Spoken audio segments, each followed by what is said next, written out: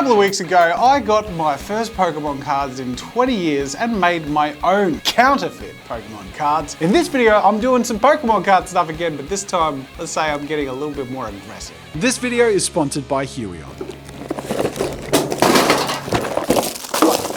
Okay, there's a new Charizard, and it's a basic Charizard V, so it doesn't have to evolve, but it's got 220 health and does 200 damage for 3 energy points. You have to discard an energy, but that's no big deal.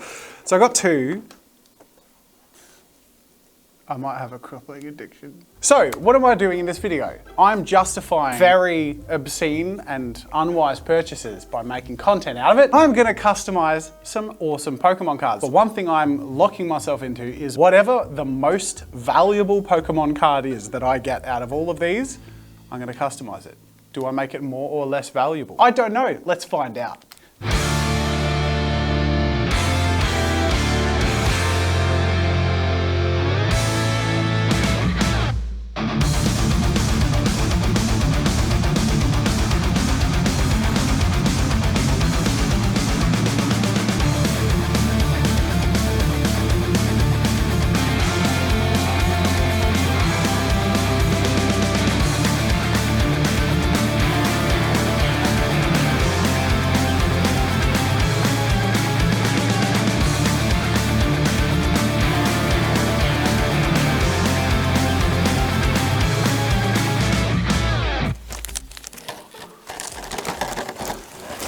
There was another one. There's one more. Here it is. Lucky last. All right. Oh, we go. Give me a good hit. Nothing. No. Let it go. Got 12 of those. No. All right. That was a pretty good pull. I've never felt so much dopamine in one huge hit and so guilty at the same time. So I'm going to start off by picking the most common card that I have gotten in all of my pulls because, you know, that way so we're starting with low stakes. Doesn't matter if I stuff up a common card, I've got a whole bunch of. The number 1 common Pokemon is Gossifleur. All the same art type, and at 13 cards, I definitely noticed that it kept appearing. Now we're going to brainstorm. Gossifleur. So let's just fill out the outside of the card, imagining that we're going to be painting all over that. Let's give Gossifleur a nice blue sunny sky. I'll do the rest of that tree, make it a bit bigger.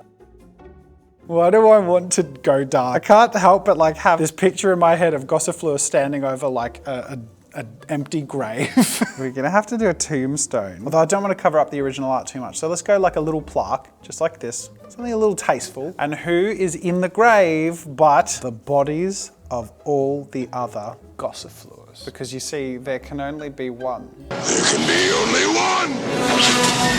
If we can keep the aesthetic looking the same, then I think that could be really cool. Let's see how we go. So I got stuck into customizing my first custom Pokemon card, Gossifleur. It had a very hand-drawn and pencil-esque aesthetic. So I tried to run with that, specifically with markers and pencils. I thought that would get the most accurate aesthetic to what was on the card. And because I had so many spare cards, of course, I used one of them for swatching to put some of the white primer on top of it and did my markers and pencils on top as I went along, which was really useful, especially for color matching.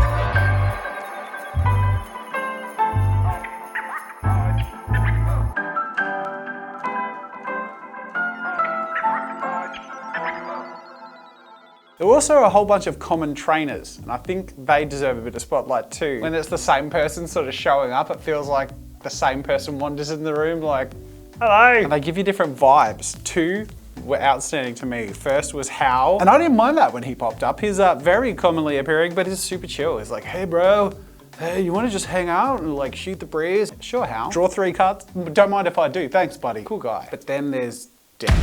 Dan looks like a guy who wears spandex who probably shouldn't. He forces you to play a game of rock, scissors, paper to draw cards. And there's just something really unnerving about his stare and his clothes. Dan. I need to see the rest of him. I can't help but picture him in cyclist pants. So first things first, we fill out the scene because we're going to want to expand the horizon. Keep in mind, these are just sketches. This is just obviously for me to base my future endeavor off of. Give me a bit of a guide and help me picture it before I get stuck into the actual painting on the cards. But this is where we see the true Dan. We've got to look like proper lycra cyclist after all. So let's go like a bright, shiny, like something really glistening.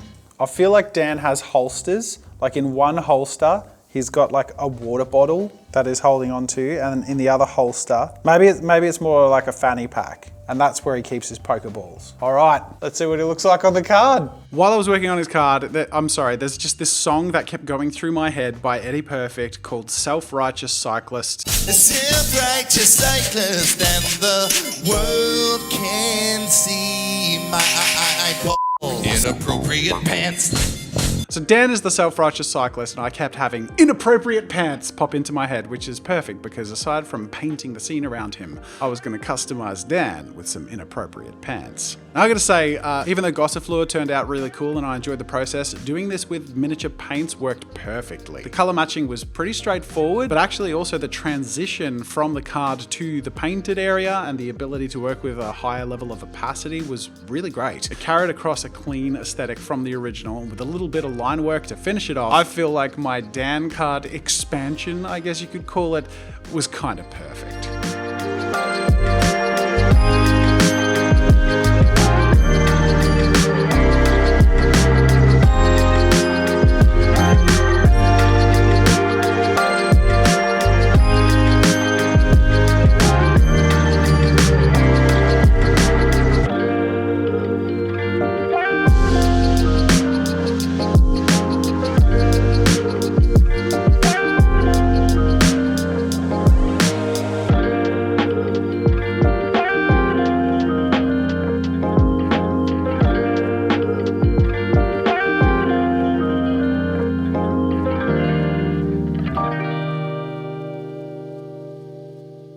Now in all of my pulls, there's two things that stood out to me as rare, aside from the random, special cards, which we'll get to in a second. One is, with the whole like fairy type thing, I have like no fairy Pokemon. Out of all of those boosters and boxes, I have 6 fairy type Pokemon. And this energy that came with like the trainer's kit, what's the point? I can't make a deck with this. Imagine I wanted to make a fairy deck and I bought all that stuff do you have to buy like a fairy box? I don't know. Why am I shouting? I don't know what we're yelling about. That's not the half of it.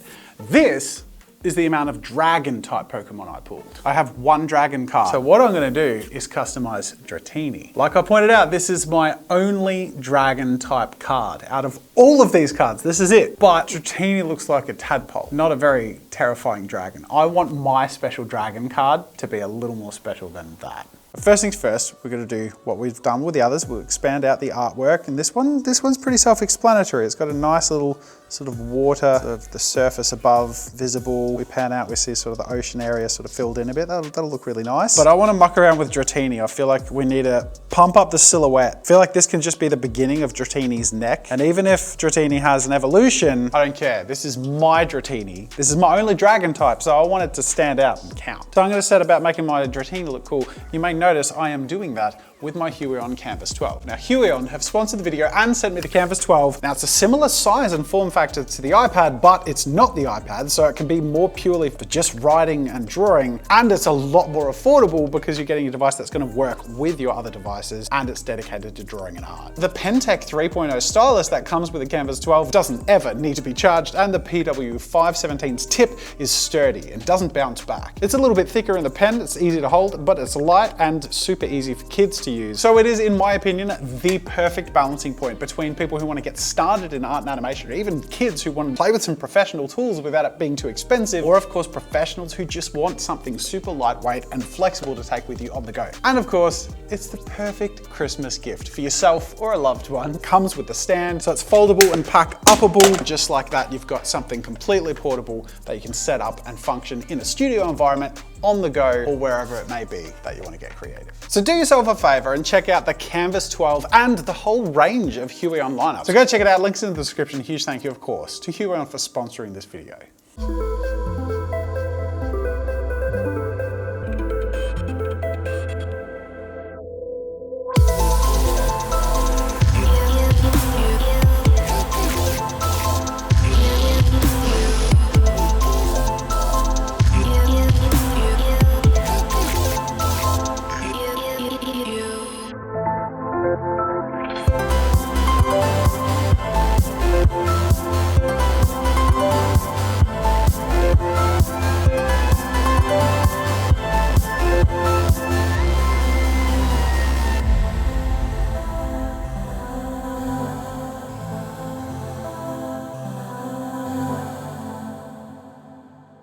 I'm not the only one customizing Pokemon cards. I cracked open a handful of giant Pokemon cards. So I gave them to Dave and he picked one to customize, but in a slightly different way. He cut a window through it and created a gorgeous Pokemon diorama. So go check that out and subscribe to Tabletop Time for all sorts of awesome nerdy goodness like this. And he's here today as well with me to help me find my rarest and most valuable Pokemon card. So this is my pretty bloody special pile, and this is my I think they're very special pile. And you want me to judge that? Yeah. All right. Hell yeah, that's in the hell yeah pile. I want these cards! Metagross is probably one of my favorite Pokemon. Was this a joke that this was in your good pile? Yeah, I gotcha! Gotcha, Dave. Can't believe you fell for that one. Hey, you got a full art ball guy. That's fun. Is it? Yeah. Tyrant's pretty neat. Yeah, it's a GX. It's really cute. It's fun. Right. I like it. So they're pretty cool. That was just your I think it's okay I think it's pile. okay. These I'm fairly certain. Yeah, so have a look, flick through. Cool. Yes. Immediately a yes. That full one? art trainer peers. See, these are cool, but no. Yeah. That's really cool because it matches you Metagross. Now that's a hit. A rainbow foil full trainer. Yeah. Melanie, I think, is one of your best hits so far. That will only get us so far. My guess but later for your best ones. Well, we will do our research and we'll figure out which the most valuable card is, because I'm going to destroy the most valuable one. Now, valuable is obviously completely subjective. Something is only as valuable as someone will pay for it. So there are two ways I can accurately value the valuable Pokemon cards I have. One is to see how much they've actually sold for on eBay, and the other is to see what they've sold for if they're graded, which is a whole different thing. And without further ado, my most valuable Pokemon card is Melanie, who sold at $19.95 on eBay and $112.07 at a PSA 10 in a graded card sale. Consistently the highest in both categories, Melanie is up for a makeover.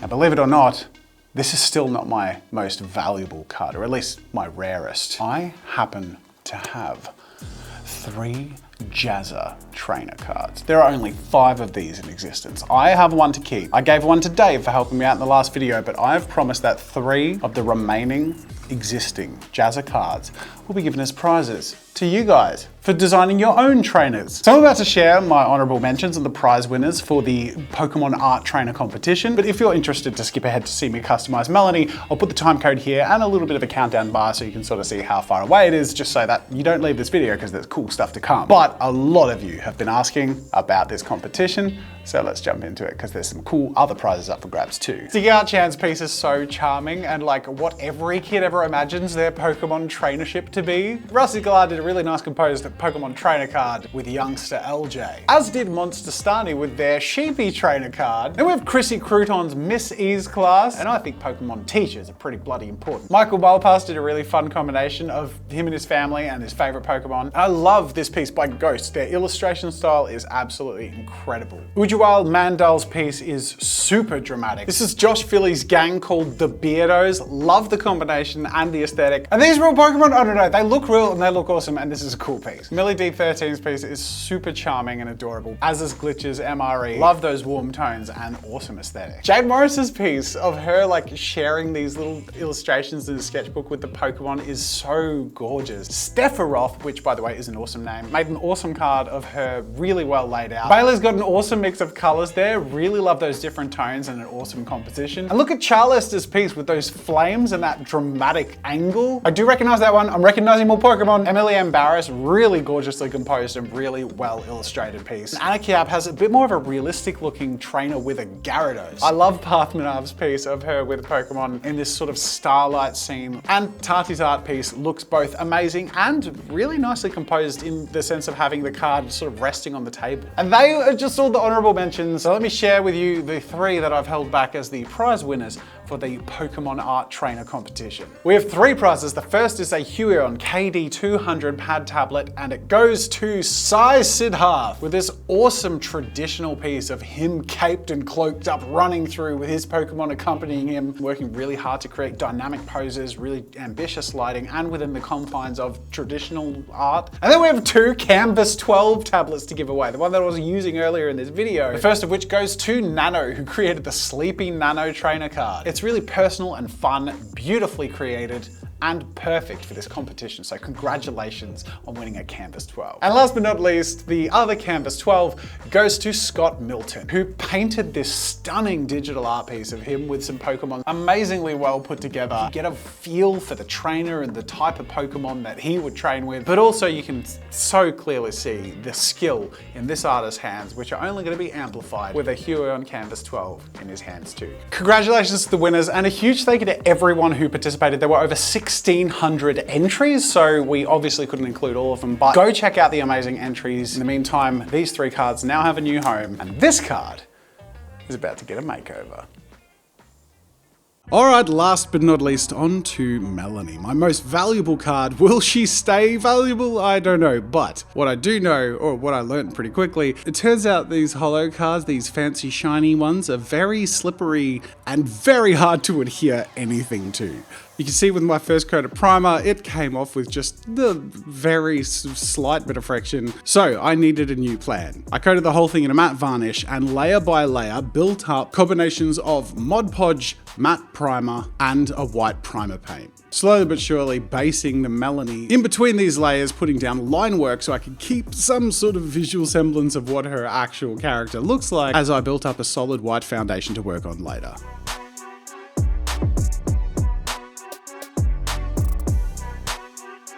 Then I move on to coloring Melanie. Now this was interesting because she had a lot of color. She was a rainbow foil. It was all very shiny and very cool, and I just made her very flat and matte. So now with a blank foundation, I had to build up the color again, and I had to figure out a way to make her special again. I had recreated Melanie, and I thought she looked pretty cool. And to be honest, you know, a little clearer than the rainbow version of herself before, but she wasn't quite special enough. So I finished her off with a single layer of rainbow alcohol ink. This stuff is glorious. I've done an entire video just on mucking around with it, and in this case, I don't think it disappointed at all. I think it put the magic back into Melanie.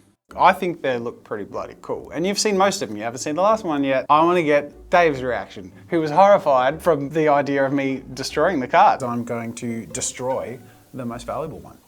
They ask you how you are, you just have to say that you're fine when you're not really fine, but you just can't get into it because they would never understand. Dave, I choose you! This is the final verdict. I need you to tell me, and you guys in the comments, did I improve my most valuable card valued at over $100, which, given how much I spent on the cards, sounds like a lot less than I wanted to.